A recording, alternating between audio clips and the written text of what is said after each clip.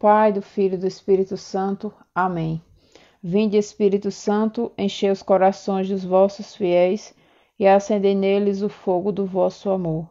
Enviai, Senhor, o vosso Santo Espírito, e tudo será criado, e renovareis a face da terra. Oremos, ó Deus, que instruíste os corações dos vossos fiéis com a luz do Espírito Santo. Fazei que apreciemos retamente todas as coisas, segundo o mesmo Espírito, e gozemos sempre de sua consolação, por Cristo Senhor nosso. Amém. Em nome do Pai, do Filho e do Espírito Santo. Amém. Boa noite, bastante pessoas entrando agora na live. Vou me apresentar para a gente iniciar, certo? Meu nome é Maria Soares. Sou a coordenadora do Apostolado Servo da Verdade, que era do nosso amigo Elton, que entrou aqui, né? E ele me passou o bastão do apostolado e há alguns meses eu estou à frente. E ele teve essa ideia de fazer essa série de lives sobre o credo apostólico, né? E me convidou para fazer um dos artigos. E o artigo que eu fiquei, né? Que a gente está dando continuidade a essa série, né? Hoje é a 7ª live, o 7º artigo, né? Então hoje o tema que a gente vai falar é dando continuidade a ontem, né? Hoje o nosso artigo 7º é de onde há de vir a julgar os vivos e os mortos, né? Então, no 7º artigo, né, a gente viu no 6º que Jesus está sentado à direita de Deus Pai Todo-Poderoso, né? Foi onde finalizou. E agora no 7º, fala isso, né? De onde há de vir a julgar, de onde, né? Ele está onde? Ele está sentado à direita do Pai. Os vivos e os mortos. Então, assim, inicialmente a gente já percebe que só no título, né? Na frase do artigo em si, a gente já percebe que há uma expectativa da parousia, né? Que é a vinda de Cristo. Essa expectativa, né? Da volta iminente de Jesus. Da manifestação do seu juízo, onde haverá a consumação da história humana e a total e plena manifestação e consumação do reino messiânico, do reino de Deus, certo? Então, inicialmente, para a gente compreender, né, esse artigo, é importante linkar um pouco com o 6º, né, do poderio de Cristo, do reinado de Cristo. Tudo que eu vou falar aqui, vocês vão encontrar lá no Catecismo da Igreja Católica, certo? Lá do 668 ao 679. Então, aqui, essa live é uma live rápida, e onde eu vou explanar os artigos do credo que estão no Catecismo, tá certo? Então, o Catecismo inicia falando o seguinte, que Cristo vai voltar na sua glória. Jesus veio a primeira vez na humildade, no escondimento, mas na segunda vinda vai vir na glória, ou seja, vai ser uma vinda gloriosa onde todo olho verá, né? Onde todo mundo verá a volta de Cristo. Mas compreender isso significa o seguinte, que Jesus ele não vai passar a reinar somente após a consumação final. Ele já reina. Ele reina no céu com o Pai, mas ele reina aqui na terra também, através de sua igreja, né? Então, nós atualmente vivemos o reinado de Cristo. Ele apenas não está totalmente manifesto, né? Esse reinado, ele está aqui, está presente na nossa humanidade, no meio de nós, mas ele ainda não está plenamente consumado, certo? Então, de onde vem esse poder, né? Qual a origem do reinado de Cristo?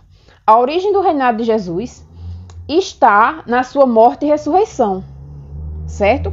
Como Jesus é o Senhor dos mortos e dos vivos, ele detém um senhorio universal, né? Antes de Jesus, antes do Verbo se encarnar, né? Ele era o Senhor, sim, dos céus, mas ele não era o Senhor da morte. Para ser o Senhor da morte, ele teve que vir como um homem, morrer e ressuscitar. E aí ele passa a ser o Senhor de tudo, o Senhor dos céus, da terra, da morte, dos infernos.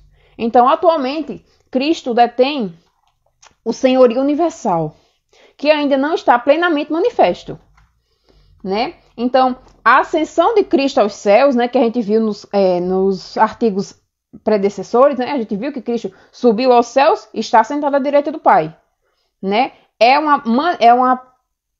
A humanidade de Cristo está unida à divindade. A gente sabe disso, a união hipostática, né? E essa humanidade reina, certo?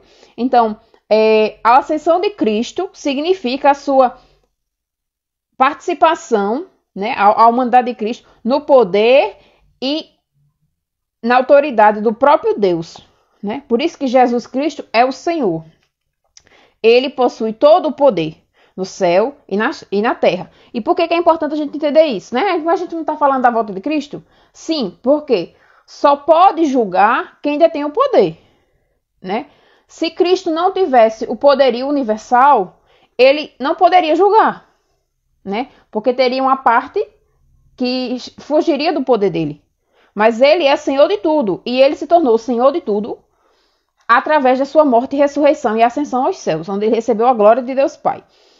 E agora, né, enquanto ele está lá nos céus, nós vivemos essa era da igreja, onde nós somos os membros de Cristo, convidados a participar deste reino que vai se manifestar plenamente no final dos tempos, né? Cristo está acima de todo principado, poder, virtude e soberania, porque o Pai tudo submeteu aos seus pés, como diz Efésios 1, 20 e 22. Jesus é o Senhor do cosmos e da história. Nele, a história do homem, até a criação inteira, se encontra sua recapitulação e seu acabamento transcendente. Então, Jesus é o espelho de toda a humanidade, de toda a história, de tudo que existe. E vai ser com base nesse espelho que nós seremos julgados. Nós seremos julgados baseados em Cristo. Cristo é o modelo, certo? E como é que Cristo reina agora, né, através da igreja? Como Senhor, Cristo é também cabeça da igreja, que é o seu corpo, né? E ele está elevado ao céu e glorificado, tendo assim cumprido plenamente sua missão, né? Aí você vai dizer, mas o mundo está tão ruim, Cristo cumpriu sua missão? Sim, cumpriu. Porque a missão dele, ele veio para cumprir a única coisa que ele poderia fazer, que era nos redimir. E agora, foi passado, né, para os membros da igreja, passado para os membros da igreja, o munus, né, para os apóstolos, de pregar a boa nova, de pregar o evangelho para as pessoas se converterem e estarem preparadas para essa volta de Jesus, né? Então, os membros da igreja são uma forma, né? A igreja em si é uma forma de manifestar Cristo ao mundo, esse reinado ao mundo, tanto com nossas vidas, né, como membros individuais, como num contexto global da igreja, né, da igreja universal, a igreja católica. E a redenção, né, ou seja, a nossa salvação, que Cristo fez isso na cruz, né, é a fonte de sua autoridade, em virtude do Espírito Santo. E ele exerce essa autoridade e essa virtude sobre a igreja. O reino de Cristo já está misteriosamente presente na igreja, que é o germe e princípio deste mesmo reino na terra.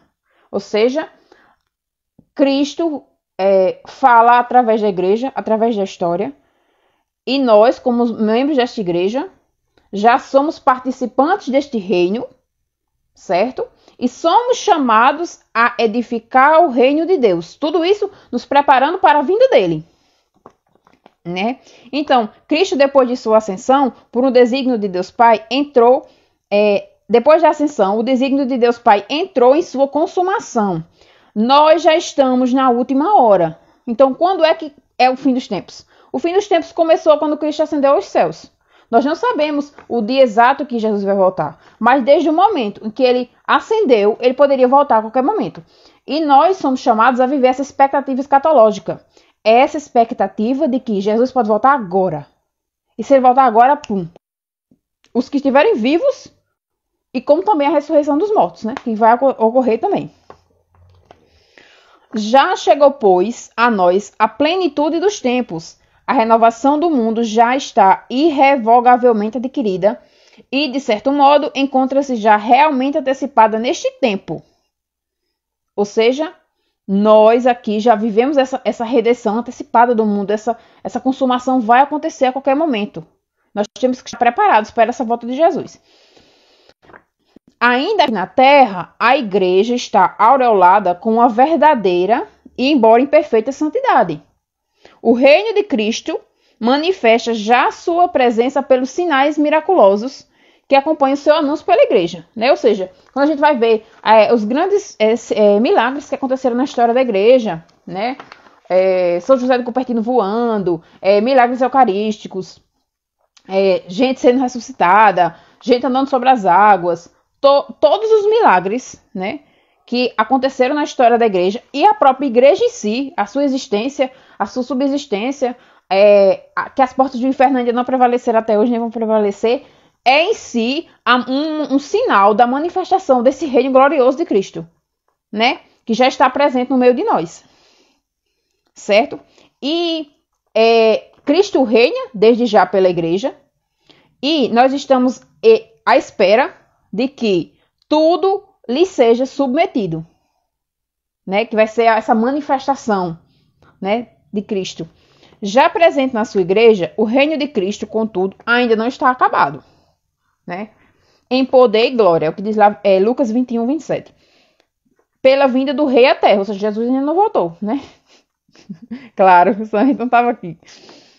Este reino ainda é atacado, né? E o que acontece? Porque é um dos sinais, né? Ou seja, nós estamos ainda nessa batalha e que o reino de Cristo ainda não está plenamente acabado em poder e glória, é porque a igreja sofre, certo? A igreja é perseguida, os cristãos são perseguidos, enfrentam dificuldades. Então, esse é um sinal de que sim, Cristo reina, mas que o seu reinado ainda não está na plenitude total, certo? Este reino ainda é atacado pelos poderes do mal, embora eles já tenham sido vencidos definitivamente pela Páscoa, né? Pela vitória da cruz. Até que tudo lhe seja submetido, a igreja, ela peregrina neste mundo, através dos seus sacramentos e de suas instituições, né?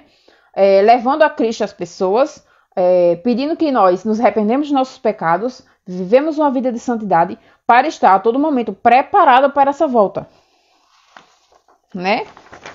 Para essa volta de Jesus que é iminente, né? Então, ainda vivemos nas dores do parto, esperando a manifestação dos filhos de Deus. Por este motivo, os cristãos oram, sobretudo na Eucaristia, para que se apresse o regresso de Cristo, né? Toda Santa Comunhão, toda Santa Missa que a gente vai, a gente diz o quê? Vem, Senhor Jesus. A gente pede para ele vir. E por que a gente pede para ele vir? Porque ele vindo, erguei vossas cabeças, porque sabei que vossa libertação está próximo, né? Ou seja, quando Cristo vier, voltar na sua glória, os cristãos serão libertados definitivamente de suas perseguições, porque a gente vai passar pela grande tribulação, né? Que é isso que o catecismo da igreja ensina, certo? Né? E o próprio Cristo afirmou antes de sua ascensão que ainda não era a hora do estabelecimento do reinado glorioso do reino de Israel. Lembram lá em Atos, né? Os apóstolos perguntam, Senhor, é agora que vai restaurar o reinado de Israel? Aí ele fala isso, né?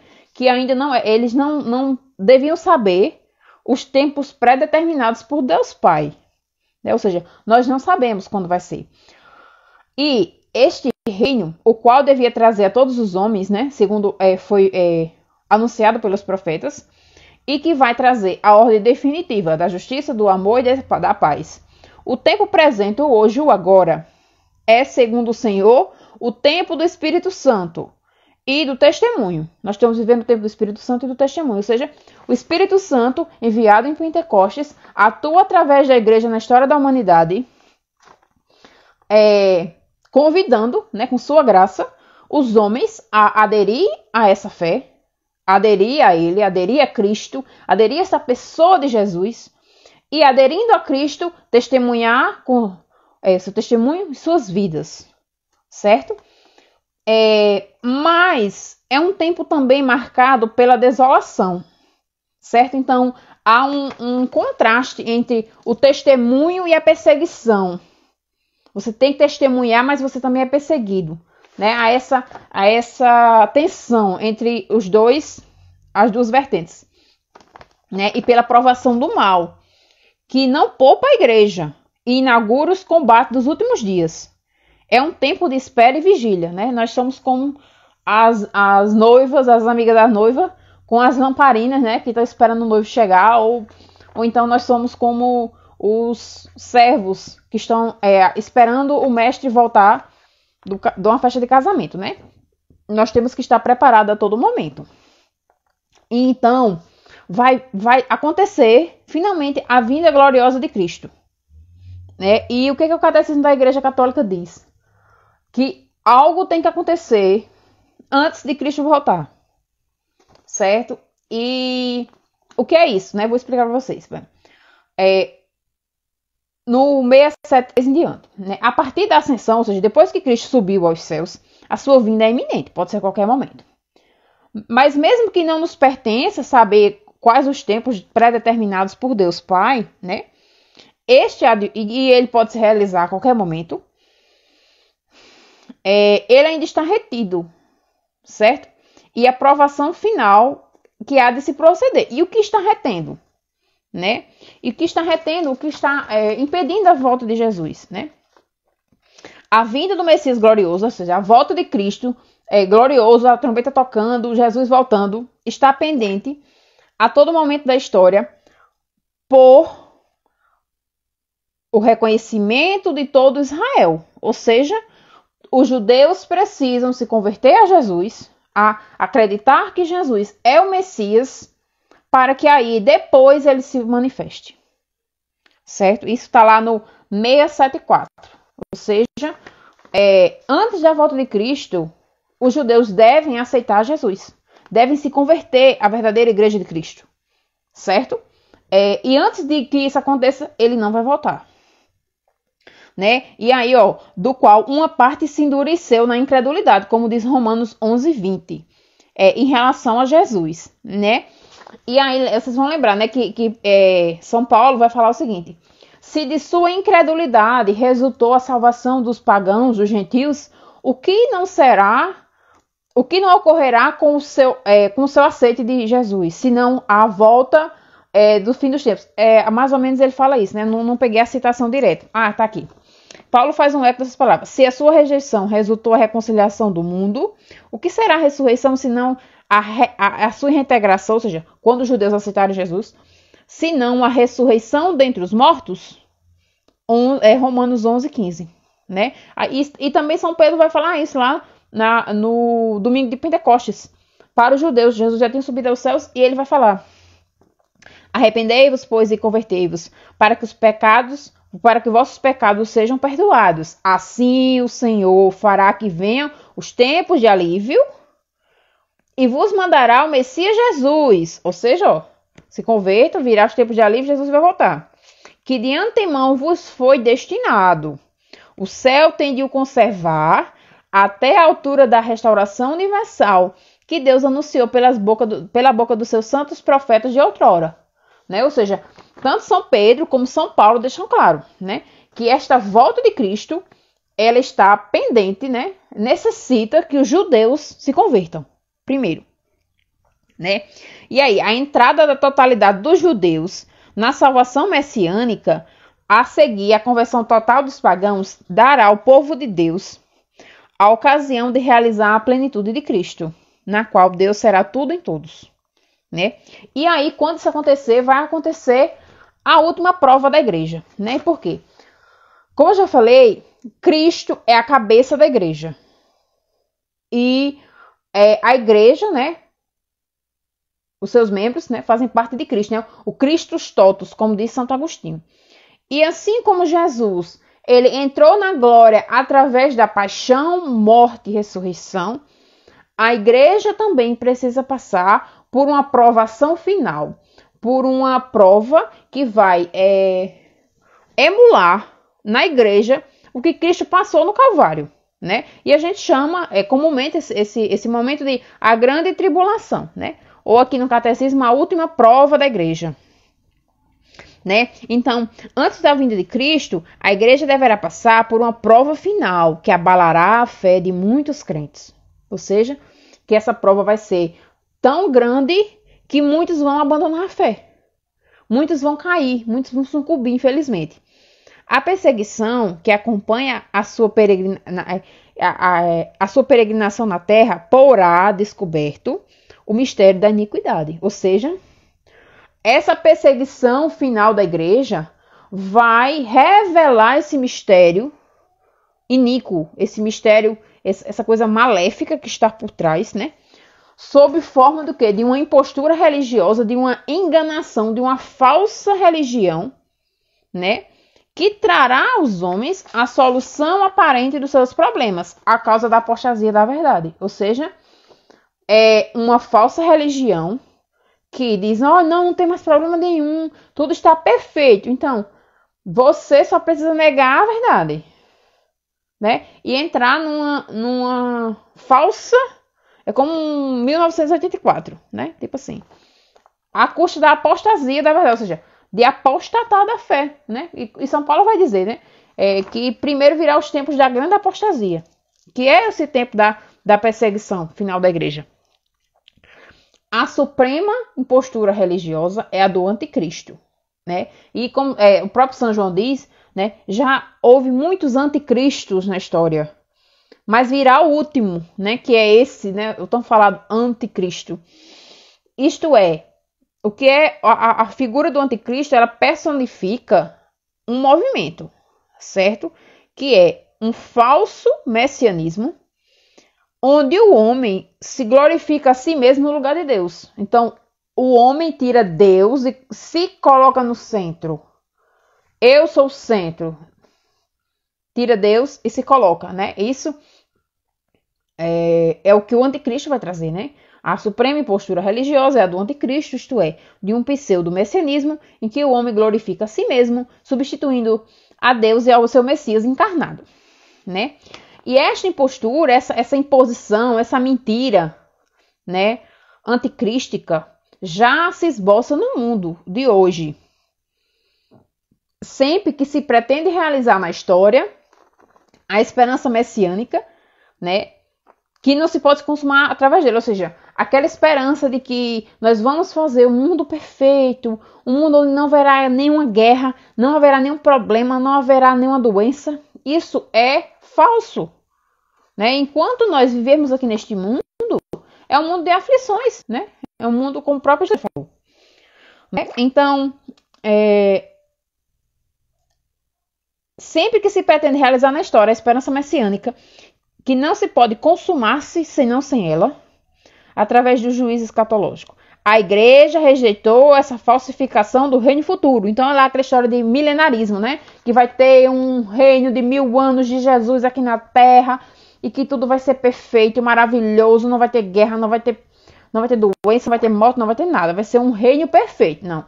Isso aí é uma heresia, né? A igreja condenou o milenarismo, né? Ela rejeitou essa falsificação, né, do reino futuro, que o reino futuro de Cristo não é aqui na terra, né? Como a gente já viu, ele é a consumação do reino nos céus, onde nós estaremos presentes lá, depois da ressurreição dos vivos e ressurreição dos mortos, né? E a glorificação dos salvos e a rejeição dos renegados, né?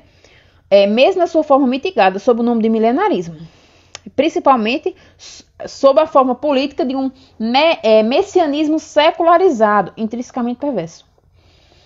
E aí o que acontece? Olha o que é importante a gente saber.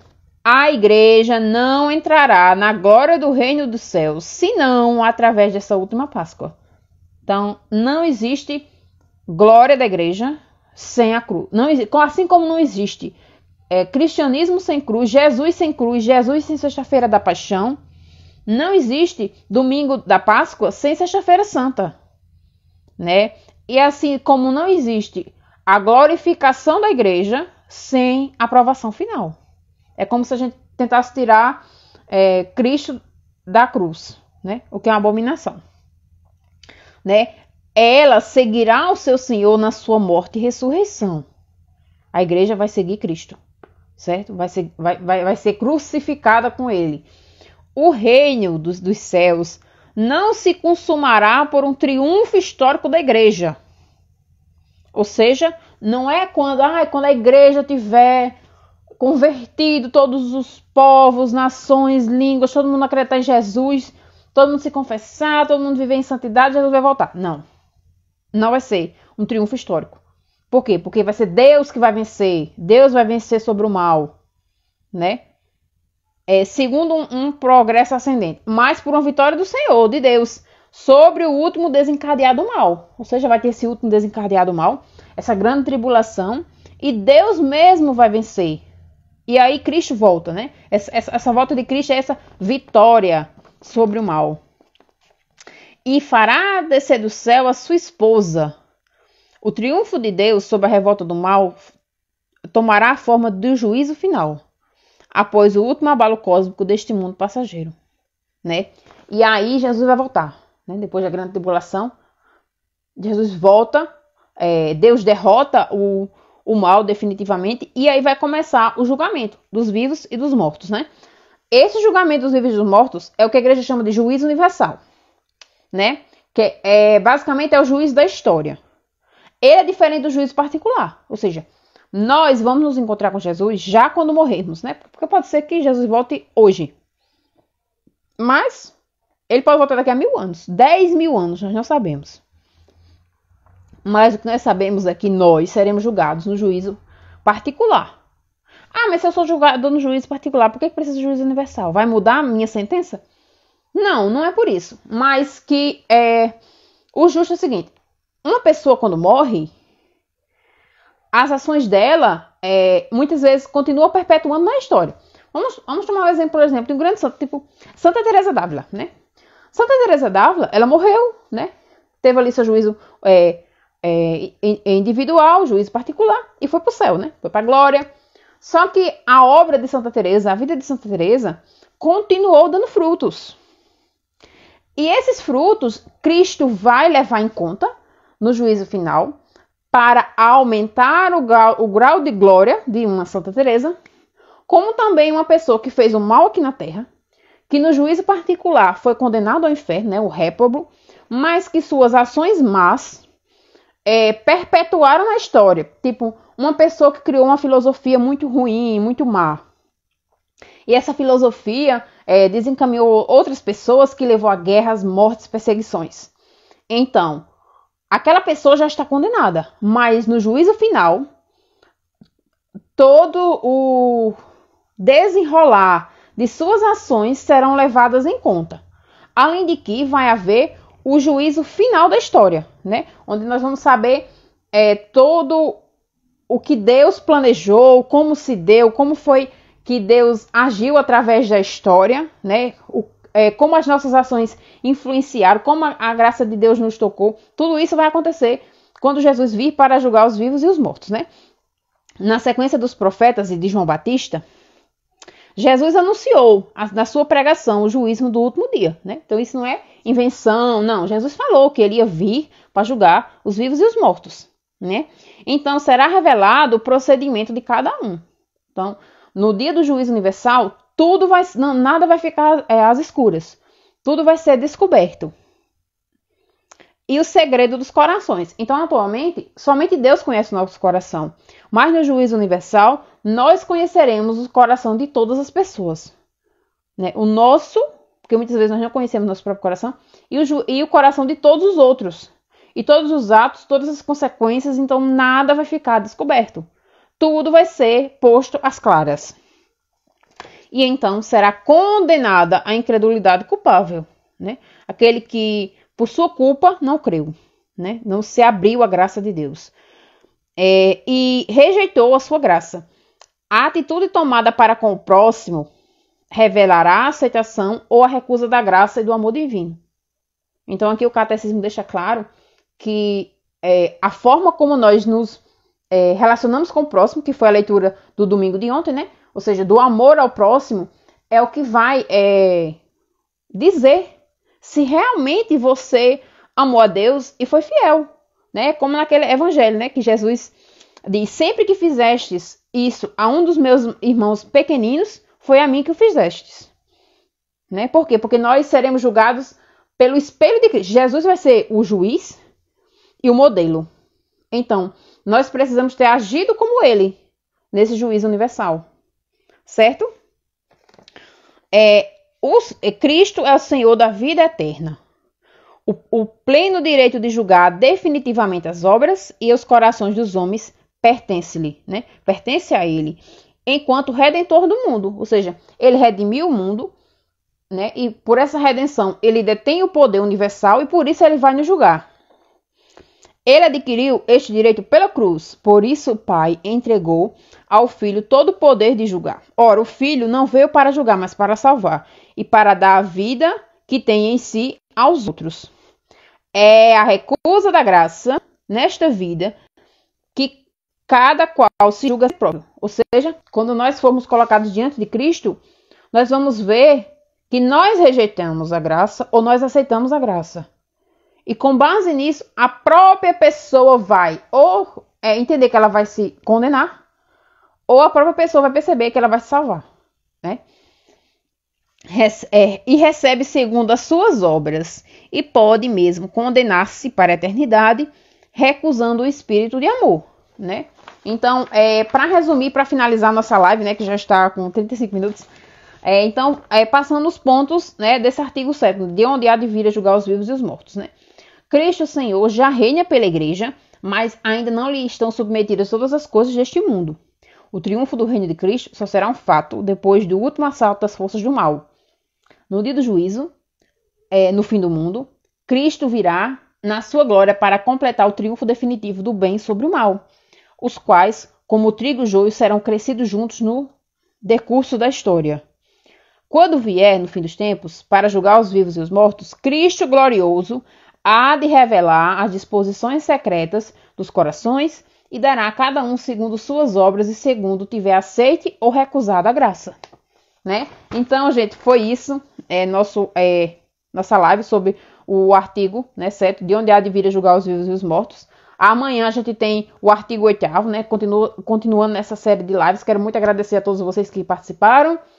E agradecer a oportunidade de estar aqui. Obrigada, Elton. Obrigada, Padre Jefferson. E tchau, boa noite para todos. A live vai ficar salva aqui na página, certo? Muito obrigada.